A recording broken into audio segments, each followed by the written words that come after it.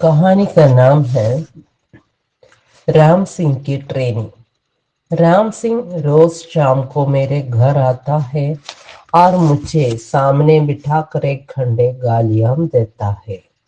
पड़ोसी पूछते हैं, क्या वो पागल हो गया है? मैं कहता हूँ, नहीं। तब वे मुझे प्रोत्साहित करते हैं कि या तो मैं उसे पीटूं या उन्हें उसे पीटकर पड़ोसी का कर्तव्य निभाने दूं। मैं हंस देता हूँ। अब वे मुझे कायर या पागल समझने की तैयारी में है। राम सिंह सिर्फ गालियां ही नहीं देता। एक रात को वो मेरे घर में गांजे की 2-4 कलियां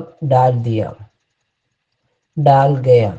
सुबह आकर उसने घर की तलाशी की और रुमाल से मेरे हाथ बांधकर मुझे गिरफ्तार कर लिया। राम सिंह मुझे छोटे भाई की तरह प्यारा है। मुझे देखकर खुशी होती है कि राम सिंह बड़ी तेजी से योग्य होता जा रहा है और वो नौकरी में तरक्की करता जाएगा। 8-10 दिन पहले की बात है। राम सिंह के बड़े भाई हनुमान सिंह बड़े परेशान से मेरे पास आए। कहने लगे, तुम्हें मालूम है राम सिंह छुट्टी पर आया है। वो पुलिस इंस्पेक्टर क्या हो गया है, पागल हो गया है।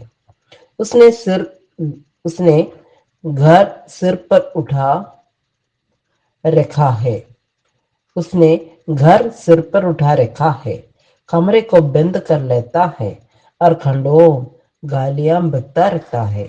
एक दिन मैंने खिड़की के सुराख में से देखा कि हमारे बाप दादों और नेताओं के जो चित्र दीवारों पर टंगे हैं उन्हें वह गाली दे रहा है। एक दिन मैं मुन्ने से पढ़ने के लिए बैठने को कहकर बाहर चला गया। लौट कर आया तो बड़ी लड़की ने कहा, राम सिंह चाचा का क्या दिमाग फिर गया है? आपके जाने के बाद मुन्ना उठकर खेलने चला गया। जब लौटा तो राम सिंह चाचा उससे क्या कहते हैं, ये मुन्ने इतनी दे नहीं तो बड़े भैया से रिपोर्ट करके तुझे पिटवाऊंगा। हमने हंसी हंसी में मुन्ने को इकन्नी देखकर कहा कि चाचा जी को दे दे। हे भगवान, उन्होंने तो इकन्नी लेकर जेब में रख ली। अजीब हरकतें करता है। बच्चों से पानी मंगाता है और अगर देर हो जाए तो चिल्लाता है, जल्दी पानी ला। क्या समझता है 7 साल के लिए भेज दूंगा? यार, मेरी तो नाक में दम है, क्या करूं? उसे पूछता हूं तो वह हंसकर कह देता है, आगे चलकर समझोगे, अभी मत बोलो। भाई, मेरा तो विश्वास है कि उसका दिमाग फिर गया है। राम सिंह को मैं बचपन से जानता हूँ। बड़ा सुशील, ईमानदार और नम्र लगता था। दूसरे दिन मैं उससे मिला। मैंने कहा, यह मामला क्या है? उसने कहा, मालूम होता है बड़े भैया ने आपसे शिकायत कर दी है। मुझे कोई समझने की कोशिश नहीं करता। मैं कहता हूँ, एक महीना मुझसे कोई मत बोलो, मेरा दिमाग बिल्कुल ठीक है, मैं पागल नहीं हूँ। मैंने कहा, फिर तुम ये सब क्यों करते हो? उसने जो किस्सा बयान किया वो उसी के शब्दों में यूं है, भाई साहब, मैं नया नया इंस्पेक्टर हुआ था। मेरे मन में बड़े ऊंचे आदर्श और सेवा भावना थी। एक दिन पास के गांव का एक लड़का आया और रिपोर्ट की कि हमारे घर में रात को चोरी होगी। मैं फौरन तहकीकात करने पहुंच गया। उस घर के आंगन में एक बूढ़ा सिर झुकाए बैठा था। मुझे देखकर उठ बैठा और घबराते हुए बोला, पधारिए साहब। मैं खाट पर बैठ गया और पूछताछ करने लगा।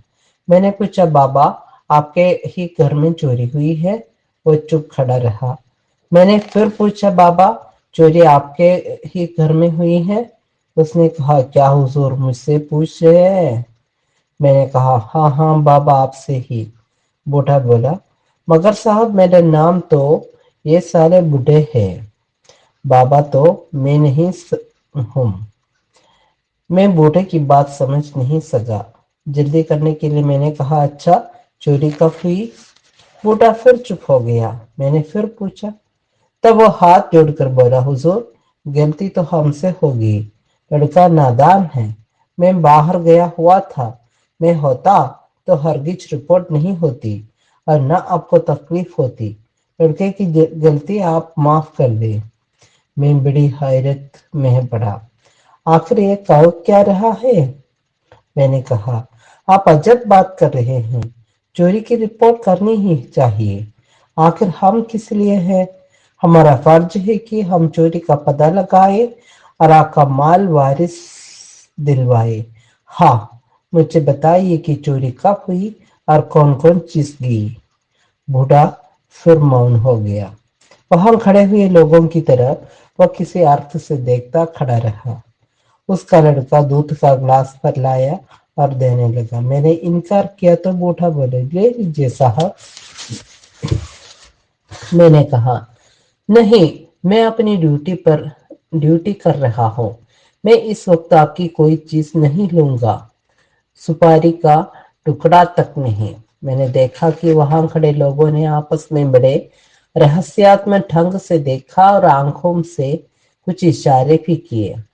میری ہر بات پر وہ لوگ چاؤں کو پڑتے اور اشارے اور کانافوسی کرنے لگتے۔ میں نے بوڑھے سے کہا، بابا تم بھی کھاٹ پر بیٹھ جاؤ، سیانہ آدمی ہو، کھڑے کیوں ہو؟ بوڑھا ڈر کر 2 قدم پیچھے ہٹ گیا۔ اس نے آس پاس کھڑے لوگوں کے کان میں کچھ کہا۔ میں پریشان تھا کہ لوگ آخر اتنے بھوچنکے سے کیوں ہیں؟ یہ باتوں کا جواب نہیں دیتے اور نہ جانے کیا کانافوسی کرتے ہیں۔ بوڑھے نے جیب سے کچھ نوٹ نکالے اور میری طرف بڑھاتے ہوئے کہا، حضور غلطی ہم سے ضرور ہوئی ہے پر لڑکا نادان ہے، میں ہوتا تو کبھی رپورٹ نہیں ہوتی، میں جانتا ہوں کہ آپ کو تکلیف ہوتی ہے اور کام میں حرج ہوتا ہے، یہ بھی جانتا ہوں کہ اس کا ہرجانہ دینا پڑتا ہے، یہ 50 روپے آپ لیجئے اور لڑکے کو معاف کر دیجئے، آئندہ کبھی بھول نہیں ہوگی۔ میں تھوڑی دیر کے لیے حالت پرک ہو گیا، پھر کہا، دیکھیے آپ کی باتیں میری سمجھ میں بالکل نہیں آتی، یا تو آپ پاگل ہے یا میں کوئی سپنا دیکھ رہا ہوں۔ میں یہ روپے کیوں لوں؟ مجھے تنخواہ ملتی ہے اپنے کام کی، میں ایک پیسہ بھی لینا گناہ سمجھتا ہوں۔ میری بات کا ان پر وچتر پربھاؤ پڑا۔